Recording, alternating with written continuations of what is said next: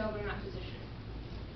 I think it's safe to say that all of us very well likely like the freedom that America has to offer us. There have been far better men and women than me and anybody else that's worn this uniform and gave the ultimate sacrifice to ensure our country stays the land of the free. It is every soldier's duty to make sure this uniform is worn properly and correctly. My name is Courtney and today I'm going to teach each of you how to properly wear the dressable uniform. Alright, today we're going to go over the location and the measurements of things on the uniform. Secondly, we're going to go over the grooming standards of the individual that wears the uniform. And lastly, I'm going to teach you how to take care of the uniform. Okay, well, right here we have, this is a nameplate. This is a female uniform, obviously. Males have 2 pockets right here, so their measurements are different than ours. Females, our nameplate goes 1 inch to 1.5 inches above the top button. It is centered over here. This end right here is it's called a unit insignia. My job in the Army is military police, and this is our insignia. It goes exactly 1/4 of an inch above the nameplate, and it's straightly centered. It's centered depending on your name. My name has 4 letters, so it goes directly between the U and the L. Over here we have 2 ribbons. This one is for joining in a time of war, and this one is for completing all my training. The badge below it is for qualifying with the 9mm and the M4. Up top you have 2 discs. One disc says US, obviously United States, and the second one is cross pistols. It's also known as Harper's Sperry pistols, which is the logo that MPs have. These go 5/8 of an inch from this corner, and they're centered and they point down toward the top button. On the sides you have your rank. I only need 3, so I'm pretty new. So I'm only need 3, which is also known as a private first class. Okay, secondly, now that I've shown you what the measurements and such are, I'm going to tell you how the person wearing it is supposed to appear. Okay, so for females, you can wear your hair down if it's a short one. It can't be touching the collar.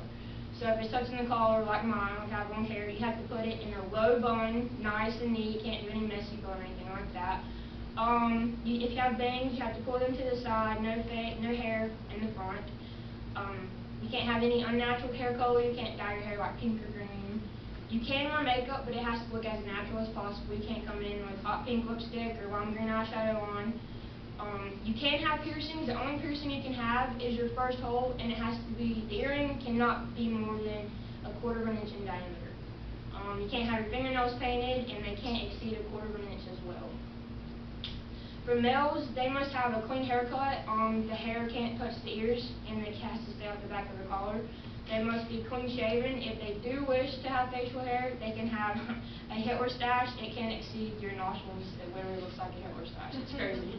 Some males choose to do it, but it looks weird. People judge you bad, so start doing it. If you come in, we call them faddish haircuts. So like I said, it has to be off the ears. So some of these guys come in and they like take the razor and literally go straight over their ears, and it's like dude, what did you do to your hair?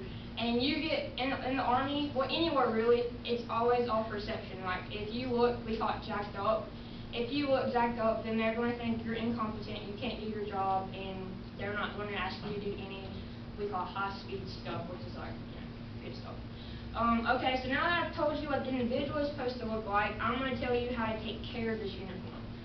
When you get done wearing it, well, first of all, this uniform, you don't wear it very much. It's a very formal uniform. You wear it to military balls, promotion boards, things like that. So you don't wear it very much. But when you do wear it, you have to look squared away, is what we call it. Make sure all your measurements and stuff are right, because like I said, if they see you're messed up, you will be judged terribly. But when you get done wearing it, the first thing you do is hang it up.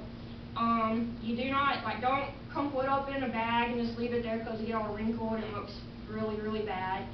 And it's also just disrespectful. It's just a disrespectful thing. You do not wash this uniform. I know a private who washed this uniform and it does not look anything like it's supposed to. Like, that is gray. His pants are like a greenish color, and it's terrible. So he now has to spend $400 to $450 on replacing a uniform, because you have to have it. You just have to have it. So you do not wash it. You dry clean it for sure. That is dry clean it. Alright, so I told you about the measurements and locations. I've told you about how the individual appearance should look, and I just told you how to take care of the uniform. So let me ask this question again. Can any of y'all see yourself in this uniform? Alright, in summary, I've told you how to, where you put your awards and your ribbons and such.